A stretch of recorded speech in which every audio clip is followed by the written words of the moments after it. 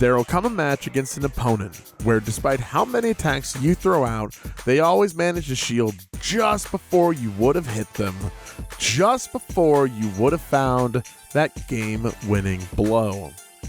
What if I told you there was a way that you could have found that game-winning blow and outsmart your opponent in the process with one simple trick? Today, we'll be going over the grabs and throws in Smash Ultimate. You can perform a grab by either pressing the dedicated grab button or pressing the A button while holding shield. From there, you can perform one of 4 throws. Down throw and up throw are performed by pressing down or up, respectively. Forward throw is performed by pressing the control stick in the direction you're facing, and back throw is performed by pressing the control stick in the opposite direction that you're facing.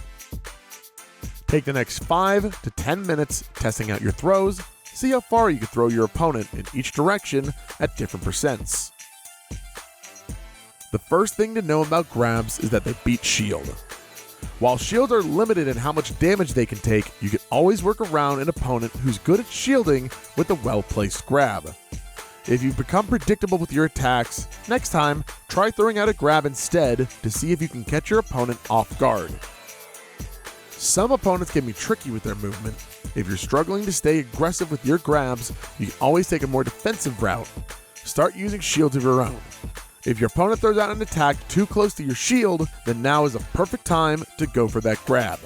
Lowering your shield usually puts you through 11 frames of lag, but you can perform a grab instead so that you don't suffer the shield drop lag. Now that you understand some situations to find a grab, let's work on what you can get out of a throw. Forward and back throws tend to be good if you're trying to get your opponent off stage. And some even pack enough punch to take their stock if you're close enough to ledge, like with Ness's back throw. Up throw is great if you're trying to put your opponent above you and force them to land. Depending on your character, you might be able to punish their landing, or hit them in the air if you're fast enough. Down throw is a bit of a wild card, and is different for many characters. However, it often leaves your opponent not too far away from your character. This can lead to true combos like with Mario, or tricky situations like with Mewtwo. Take the next 10 to 15 minutes practicing each of your throws. Now, put some time into seeing when your forward, back, and up throws might take a stock. Additionally, see if you can get any combos from your down or up throw at low percents. Finally, let's work on a technique that's a bit more advanced. This technique is called a tomahawk. Oftentimes, when you jump at your opponent who is shielding, the best option would usually be to throw a safe aerial onto their shield. While this works, it doesn't advance the game state. Instead, if you know your opponent is going to try and shield your aerial, simply fast fall without throwing out an attack and grab their shield.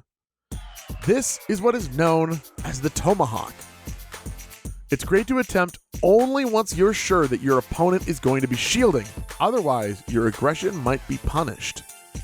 Take the next 10 to 15 minutes practicing safely spaced aerials in training mode, alongside some fast fall grabs. Do your best to perform each optimally and as quickly as possible. If you take too long to grab, you give your opponent time to react. With all of this said, it's time to take your knowledge into a real match. Take the next 30 to 45 minutes to play against a player of a similar caliber, maybe someone who's learning alongside you.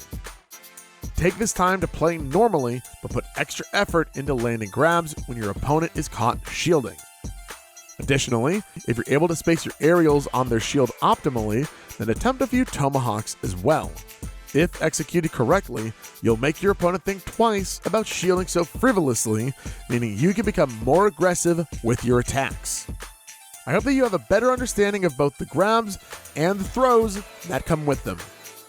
It can be difficult to get past a shield, but you have plenty of options in your toolkit. It's up to you to learn how to utilize them. Thank you so much for watching. Today, I was your coach, Ian. I hope that you were able to learn something and can apply it to your gameplay. Good luck, competitor.